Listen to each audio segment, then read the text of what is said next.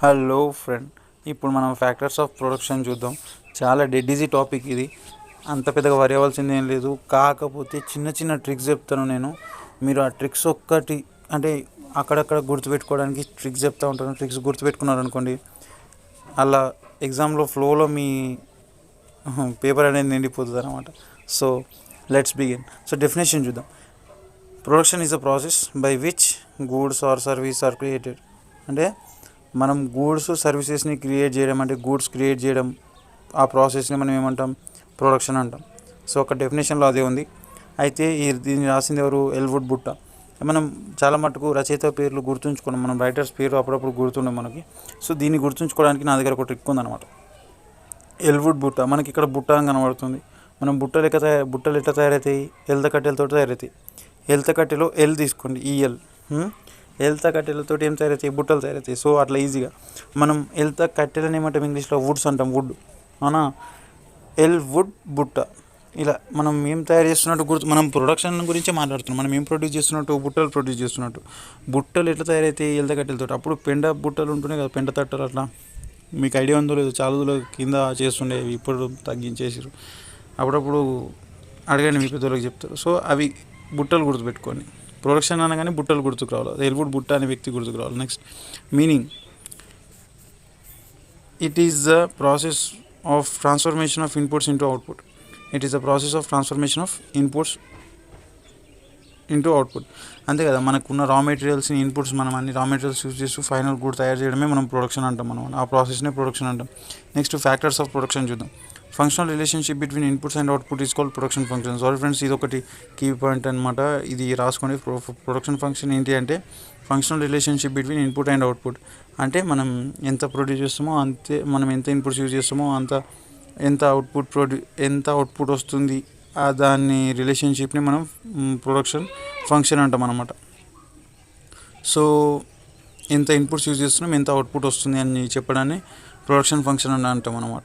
So ఇక్కడ మనకు బేసిక్గా 4 ఫ్యాక్టర్స్ అయితే ఉంటాయి ఫ్రెండ్స్ ప్రొడక్షన్కి. Land, labour, capital, entrepreneur.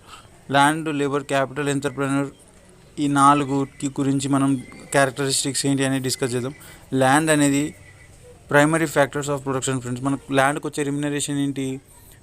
Rent అనమాట. మనం ల్యాండ్కి ఒకవేళ మంత్లీ చూస్తూ ఉంటాం, మనకు రెంట్ వస్తుంది అనమాట. సో ల్యాండ్కి వచ్చే పేమెంట్ ఏమంటాం? మనం రెంట్ అని అంటాం అనమాట, ఇవ్వడం కానీ వచ్చేది కానీ. So primary factors of production. Primary factor ఇది ఒకటి ఏంది అంటే, మనము ఇప్పుడు ఏది చేయాలన్నా ఫస్ట్ మనకు ల్యాండ్ అనేది కావాలి. ఇప్పుడు మనం ఏదైనా కంపెనీ పెట్టి అందులో మిషనరీస్ ఇన్స్టాల్ చేయాలన్నా, లేబర్ని తీసుకురావాలన్నా నాకు ల్యాండ్ అయితే పర్టికులర్ ఏరియా అయితే ఉండాలి. మనకు ల్యాండ్ అనేది ప్రైమరీ ఫ్యాక్టర్ అనమాట. సో ఫస్ట్ అది ఇంపార్టెంట్ ఫ్యాక్టర్ అనమాట. సో ఇట్ ఇంక్లూడ్స్ మనకు ల్యాండ్ అనగానే బేసిక్ ఏమైతే సాయిల్ ఉంటుంది, అగ్రికల్చరల్ ల్యాండ్ కావచ్చు, మినరల్స్ కావచ్చు. అంటే మినరల్స్ అంటే ఇప్పుడు మనకు భూమిలో ఉంటాయి కదా అవి. నెక్స్ట్ గ్రౌండ్ వాటర్ కావచ్చు, ఇవన్నీ కూడా మనకి ల్యాండ్లో అవైలబుల్ ఉంటాయి అన్నమాట. సో మనకి ఇది ప్రైమరీ ఫ్యాక్టర్. నెక్స్ట్ ల్యాండ్ యొక్క క్యారెక్టరిస్టిక్స్ ఎలా ఉంటాయనేది చూద్దాం. Land is a free gift of nature friends. అంతే కదా, ల్యాండ్ అనేది దేవుడు ఇచ్చిన వరం. ఇప్పుడు మనం ఎవరు తయారు చేసింది కాదు, ఏం చేసింది కాదు, ప్రైమరీ. నెక్స్ట్ ఏంటి? Primary factors of production. Primary factor ఇంతకుముందే చెప్పుకున్నాం. Land has a perfectly inelastic supply. Inelastic supply అంటే ల్యాండ్ అనేది లిమిటెడ్గా ఉంటుంది మనకి. ఇప్పుడు ల్యాండ్ ఎంత అంటే అంత పెంచుకోలేం కదా, ఎంత అవుతుందో అంత మాత్రమే ఉంటుంది. ఇప్పుడు మనం ల్యాండ్ మాత్రం పెంచలేము, దాని సైజ్ని పెంచలేము. సో ఇన్ఎలాస్టిక్ అనమాట. ఎలాస్టిక్ అంటే సాగదీసుడు, ఇన్ఎలాస్టిక్ అంటే సాగదీయలేము అనమాట. నెక్స్ట్ ఏంటి? Land has a gradability. అంతే కదా, ఒక్కొక్క ఏరియాలో ల్యాండ్ అనేది డిఫరెంట్గా ఉంటాయి. కొన్ని ఫర్టైల్ సాయిల్ ఉంటాయి, కొన్ని ఏమో అన్ని బండలతో ఉంటుంది, కొన్ని దగ్గర వాటర్ అవైలబిలిటీ ఉంటుంది, కొంత దగ్గర అవైలబిలిటీ ఉండదు. సో ఒక్కొక్క దగ్గర ఒక్కొక్కలాగా ఉంటుంది అన్నమాట ల్యాండ్ అనేది. సో వాటికి గ్రేడింగ్ అనేది ఉంటుంది అనమాట. ఈ గ్రేడ్ మంచిగా ఉంటే ల్యాండ్ మంచి ర్యాంకింగ్, మంచి గ్రేడ్ ఉంటుంది, లేకపోతే పూర్, అలా అనమాట. Land has passive factor. Land has passive factor అంటే land is a passive factor. అదేంటి అంటే ఇప్పుడు మనకి అది ల్యాండ్ అనేది జస్ట్ ఏ ఫ్యాక్టర్. దానిపైన మనం వర్క్ చేస్తే కానీ దాంతో యూజ్ ఉండదు అనమాట. దానికి మనం యూజ్ చేసుకుంటే కానీ యూజ్ ఉండదు. సో అది పని చేయకుండా దానిపైన మనం పని చేసుకొని మనం ప్రాఫిట్ పొందుతాం కాబట్టి అది పాజిటివ్ ఫ్యాక్టర్ అని చెప్పొచ్చు అనమాట. మనం land may have next land may have diminishing returns. Land may have diminishing returns అంటే మనకి దానికి ఏమవుతుందంటే దాని ఫర్టిలిటీ తగ్గిపోతూ ఉంటుంది. సపోజ్ అగ్రికల్చర్ ల్యాండ్ ఉందనుకోండి ఫ్రెండ్స్, ఇప్పుడు ఒకటే క్రాప్ వేసినాం అనుకోండి, దానికి ఉన్న మంచి ఫర్టిలిటీ అనేది తగ్గిపోతుంది. మనకు దాంట్లో ఉన్న లఘు మొత్తం తగ్గిపోతుంది కదా ప్రతిసారి ఒకటే క్రాప్ వేస్తే. సో ఇవన్నీ అనమాట మెయిన్గా ల్యాండ్ యొక్క క్యారెక్టరిస్టిక్స్ ఫ్రెండ్స్. మనకి ఆల్మోస్ట్ మీరు ల్యాండ్ అనగానే అగ్రికల్చర్ ల్యాండ్ గుర్తు తెచ్చుకున్నారనుకోండి, మీకు మ్యాక్సిమం అన్ని పాయింట్లు కవర్ అవుతాయి. ఫస్ట్ ఏంటి, ల్యాండ్కి మనకు ఊకే అదే పంట వేస్తే మనం ఏమవుతుంది, డిమినిషింగ్ రిటర్న్స్ అనమాట. అయితే ఊకే దాని ఫర్టిలిటీ అనేది తగ్గిపోతూ ఉంటుంది, మనకు కూడా రిజల్ట్స్ అనేది తగ్గుతూ వస్తాయి. నెక్స్ట్ ఏంటి, ల్యాండ్ పైన మన 6th పాయింట్ నుంచి పైకి పోతున్నాయి. ఇప్పుడు మీకు గుర్తుంచుకోవడానికి ఫస్ట్ ల్యాండ్ అనగానే అగ్రికల్చర్ ల్యాండ్ గుర్తుకురాగానే ఇవన్నీ పాయింట్స్ గుర్తుకొస్తాయి అనమాట. ల్యాండ్లో ఫార్మర్ పని చేస్తే కానీ మనము ల్యాండ్ తోటి అవసరం వేరే యూజ్ అంటే పెద్దగా ఉపయోగపడదు అనమాట. Land has a grade ability, అంతే కదా, ఒక్కొక్క పొలం ఒక్కొక్కలాగా ఉంటుంది. So land has a grade ability. Land has perfectly inelastic supply. ఇక్కడ కింది నుంచి పైకి పోతున్నాం, ఇప్పుడు మనం థర్డ్ పాయింట్ దగ్గర ఉన్నాం అనమాట.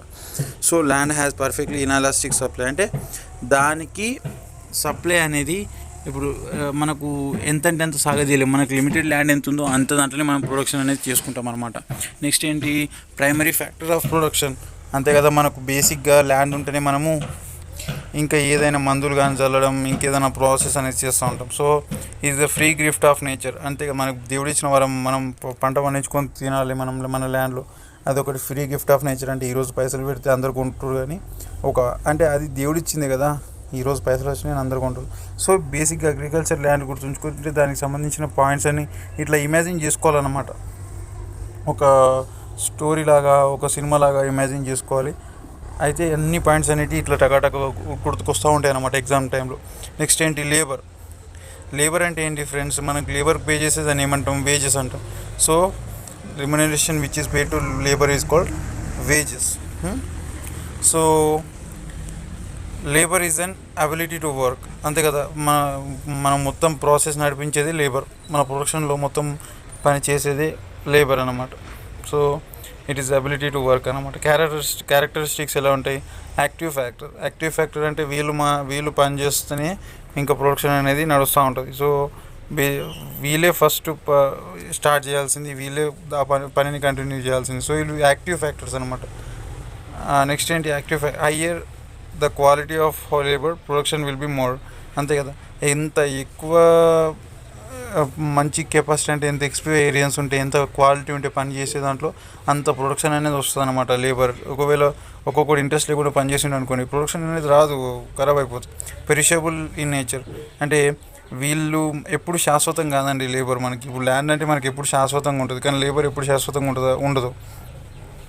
వాళ్ళు ఎప్పుడు డైవర్ట్ కావచ్చు, ఏమైనా కావచ్చు వాళ్ళకి. సో పెరిషబుల్ అంటే మనకు పర్మనెంట్గా ఉండకపోవడం అనమాట. Next labour has less mobility, అంతే కదండి. ఇప్పుడు ఒక పర్టికులర్ ఏరియాలో, ఒక పర్టికులర్ ఫీల్డ్లో ఉన్న లేబర్ ఆ ఫీల్డ్ గురించి ఎక్కువ తెలుస్తుంది అండ్ అక్కడనే ఎక్కువ పని తీసుకుంటారు. కానీ ఎక్కువ వేరే స్టేట్స్కి, వేరే ఏరియాలకు అయితే పోయి వేరే వర్క్ అయితే చేయలేరు కదా. సో అదనమాట, లెస్ మొబిలిటీ, తక్కువ, వాళ్ళు ఎక్కడికి వెళ్ళలేరు అనమాట. అక్కడనే అదే పనిలో చాలా ఎఫిషియెంట్గా ఉంటారు ఒకటే పనిలో. నెక్స్ట్ ఏంటి, directly relates to the human efforts, అంతే. ఇప్పుడు లేబర్ అనగానే ఇంకా మనిషి చేస్తేనే దాన్ని లేబర్ అంటాం. మన కష్టమే అక్కడ లేబర్ అన్నమాట.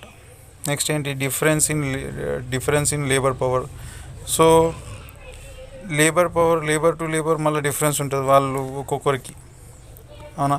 So labour, next 7th point ఏంటి, labour has less bargaining power, అంతే. పబ్లిక్లో ఎంత నడుస్తుందో అంతే పైసలు కట్టి మనం పని చేయించుకుంటాం, కానీ అలా డిమాండ్ చేసినంత మనం ఇవ్వలేము, లేబర్ డిమాండ్ చేసినంత. సో ఇది కూడా ఒక ఫ్యాక్టర్ లాగా మనం, అంటే ఈ క్యారెక్టరిస్టిక్స్ లాగా కన్సిడర్ చేయొచ్చు. సో లేబర్ని కూడా మనం ఇట్లా ఒక చిన్న ట్రిక్ ఏంటంటే, ఇప్పుడు అగ్రికల్చర్లోనే ఫార్మర్ ఉన్నాను అనుకుందాం, సపోజ్ వాళ్ళే లేబర్స్ ఉన్నాను అనుకుందాం. వాళ్ళకి నాట్లు వేసేటప్పుడు ఏమంటారండి, మంది ఎంత తీసా నేను అంత తీస్తా అంటారు. సో 7th పాయింట్ నుంచి పోదాం ఇప్పుడు పైకి. అంటే వాళ్ళు ఏం అడగలేరు అన్నమాట. మంది ఎంత తీసాం ఏమేమి తీసామని ఓనర్ అనగానే అది వాళ్ళంతకే యాక్సెప్ట్ చేసుకుంటారు. వాళ్ళు బార్గెనింగ్ ఏం చేయలేరు అనమాట. నెక్స్ట్ ఏంటి, డిఫరెన్స్ ఇన్ లేబర్ పవర్. వాళ్ళు కొందరు స్పీడ్ వేస్తారు నాటు, కొందరు మెల్లగా వేస్తారు. అట్లా డైరెక్ట్లీ రిలేటెడ్ టు ఉమెన్ అందరు కూడా పని చేస్తారనమాట. దాన్ని మనం లేబర్ అంటాం. సో అది మనిషికి సంబంధించిన, మనుషులకు సంబంధించిన ప్రాసెస్ లేబర్ అన్నమాట. Labour has a less mobility. వాళ్ళకి ఏంటి, ఇప్పుడు అక్కడ ఉన్న లేబర్ అక్కడనే పనిచేస్తారు అదే ఫీల్డ్లో, లేకపోతే వేరే ఫీల్డ్లో పనిచేయలేరు కదా. వేరే వేరే అంటే వేరే డిఫరెంట్ వర్క్ వచ్చిందనుకో వాళ్ళు పని చేయలేరు. అందుకు మాత్రమే వాళ్ళకు మంచి నైపుణ్యం ఉంటుంది, మంచి ఎక్స్పీరియన్స్ ఉంటుంది, దాని మీద నాలెడ్జ్ ఉంటుంది. కాబట్టి ఆ పర్టికులర్ అగ్రికల్చర్లోనే పర్ఫెక్ట్గా పనిచేస్తారన్నమాట, వేరే ఫీల్డ్లో కాదు. Next perishable in nature. అంటే పెరిషబుల్ అంటే అక్కడ వాళ్ళు ఏంటి, ఎప్పుడు అదే లేబర్ ఉంటారని నమ్మకం లేదు మనకి. ఈరోజు ఉండొచ్చు, రేపటి ఇంకెక్కడికైనా పోవచ్చు. సో మనకు ఫిక్స్డ్ అనేది లేబర్ అయితే చెప్పలేమన్నమాట. నెక్స్ట్ ఏంటి, second one, higher the quality of labour production will be more. వాళ్ళు ఏంటి, ఎంత గా పనిచేస్తే అంత ప్రొడక్షన్ అనేది మనకు వస్తుంది అనమాట. సో వీళ్ళంతా యాక్టివ్ ఫ్యాక్టర్స్ అనమాట. అంటే వీళ్ళు డైరెక్ట్గా పనిచేస్తేనే మనకి ఏదైనా వస్తుంది కాబట్టి వీళ్ళంతా active factors. Next third one వచ్చేసి capital friends.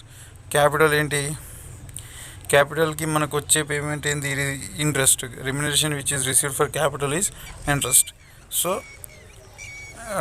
The goods that are produced for its final production. The goods that are produced for its final production. Capital is the produced means of production. అంతే కదా. ఇప్పుడు మనం capital అంటే nothing but machinery friends. ఇప్పుడు వేరే products produce చేయడానికి మన దగ్గర ఉన్న అవైలబుల్ రిసోర్సెస్ క్యాపిటల్. ఇంకా నెక్స్ట్ ఏంటి, computer can be used again and again. ఇక్కడ ఏంటి అంటే capital is the produced means of production. ఏంటి అంటే మనము ఏదైనా వేరే ప్రొడ్యూస్ చేయడానికి ఇది మనకు ఉపయోగపడుతుంది అనమాట. క్యాపిటల్ వేరే ప్రోడక్ట్ ప్రొడ్యూస్ చేయడానికి. అక్కడ కంప్యూటర్స్ ఉన్నాయి, computers can be used again and again, అంతేనా కదా. ఇప్పుడు కంప్యూటర్స్ ఉంటేనే వాటిలో నుంచి దాన్ని యూజ్ చేస్తూ ఇంకా మనం ప్రొడక్షన్ అనేది పెంచుతూ ఉంటాం. ఇప్పుడు ఏదో సంథింగ్ ఏదో ఫైల్స్ అది ఇది సేవ్ చేసి పెట్టడం, దానిపైన వర్క్ చేయడం, అట్లా మనకు పెంచుతూ ఉంటాం మన ప్రోడక్ట్ని. నెక్స్ట్ ఏంటి, క్యారెక్టరిస్టిక్స్ ఏంటి, it is a passive factor. Passive factor అంటే మళ్ళీ అవును, దానిపైన లేబర్ వర్క్ చేసినంత వరకు మనకు క్యాపిటల్ నుండి లాభం ఏం లేదు. సో లేబర్ ఎప్పుడైతే వర్క్ చేస్తాడో అప్పుడే దాంతో యూజ్ ఉంటుంది అనమాట. సో అది ప్యాసివ్ ఫ్యాక్టర్, అదేం పని చేయదు డైరెక్ట్గా. వేరే వాళ్ళు దానిపైన పని చేస్తేనే అది ఉపయోగపడుతుంది. Next capital has high mobility అంటే ఇక్కడ దీనికి మూమెంట్ అనేది ఎక్కడంటే, ఇప్పుడు మనం ల్యాప్టాప్ ఉందనుకోండి మన దగ్గర, లేకపోతే మెషినరీస్ ఉన్నాయి అనుకో, మనం ఒక ప్లేస్ నుంచి ఇంకో ప్లేస్కి తీసుకుపోయి దాన్ని వాడుకుంటే అది వాడుకోవచ్చు అనమాట, అది పని చేస్తుంది. సో అది ఎక్కడికంటే అక్కడికి తీసుకుపోవచ్చు, కానీ లేబర్ని తీసుకుపోలేమండి. లేబర్ తీసుకోవాలంటే వాళ్ళు ఇంట్లో ఒప్పుకోవాలి, వాళ్ళ ఫ్యామిలీ అంటే వాళ్ళంతా యాక్సెప్ట్ చేస్తేనే మనం అప్పుడు తీసుకెళ్తాం. కానీ అలా యాక్సెప్ట్ చేయలేరు వాళ్ళు, ఎందుకంటే మనం కంపెనీ షిఫ్ట్ చేస్తే ఫైనాన్షియల్గా అక్కడ నుండి లేబర్ అంతా షిఫ్ట్ కావాలంటే కుదరదు. వాళ్ళు కొంత ఆస్తులు అక్కడనే ఉండిపోతాయి, వాళ్ళ ఫ్యామిలీ రిలేషన్స్ అక్కడనే ఉండిపోతాయి. కాబట్టి లేబర్ రాలేరు అనమాట. ఇక్కడ ఏంది, మిషనరీస్ని మనం ఈజీగా ఒక ప్లేస్ నుంచి ఇంకో ప్లేస్కి ఈజీగా తీసుకెళ్ళిపోవచ్చు. సో హైలీ మొబిలిటీ అని. ఇప్పుడు నెక్స్ట్ ఏంటి friends, capital డిప్రిషియేట్స్ with the time. అంటే క్యాపిటల్ ఏమవుతుంది, టైం. ఇప్పుడు మన దగ్గర ఒక మెషిన్ ఉందనుకోండి ఫ్రెండ్స్, దానికి ఒక 5 సంవత్సరాలు అయింది వాడుకొని, దానికి మనం అమ్మితే అదే రేట్ వస్తుందా, రాదు. దానికి మనం డిప్రిసియేషన్ చేయాలన్నమాట. సో క్యాపిటల్కి మనం డిప్రిసియేషన్ అనేది ఉంటుందన్నమాట, డిప్రిసియేషన్ అనేది చేయాల్సి వస్తుందని ఇక్కడ పాయింట్ అనమాట. అదొక క్యారెక్టరిస్టిక్ దాన్ని. Capital is a temporary in nature. మనకి టెంపరీ, ఇప్పుడు పర్మనెంట్ కాదు, ఎప్పుడైనా పాడైపోవచ్చు. మిషన్లు అనేటివి ఏదన్నా ఎప్పుడైనా ఖరాబ్ కావచ్చు, పలిగిపోవచ్చు, ఏమన్నా జరగచ్చు. సో అది మనకు పర్మనెంట్ అనేది కాదనమాట. ఇవి బేసిక్గా characteristics of the capital friends. ఇప్పుడు ఏంటి మనం బేసిక్గా ఒక్కసారి మనం మెషిన్స్ని గుర్తు తెచ్చుకున్నామంటే ఇంకా మెషిన్కి ఉన్న క్యారెక్టరిస్టిక్స్ మొత్తం ఒకసారి రాసేసినాం అనుకోండి. ఏంటి మెషిన్కి ఉండేటి బేసిక్గా మనం దానికి కింద నుంచి పోదాం. క్యాపిటల్ అది మెషిన్స్ ఎప్పుడు మనకు పర్మనెంట్ కావు. కరెంట్ ఎక్కదెక్కైంది అనుకో మెషిన్స్ ఖరాబ్ అవుతాయి. Next temporary in nature. Next దాని పైన ఉన్న పాయింట్ ఏంటి, క్యాపిటల్ డిప్రిషియేట్స్ విత్ ద టైం. మనం అమ్మాలనుకున్నాం అనుకోండి, దానికి అదే రేట్ రాదు, దానికి డిప్రిషియేషన్ అనేది చాలా పడుతుంది. Next capital is variable in nature based on the demand and supply.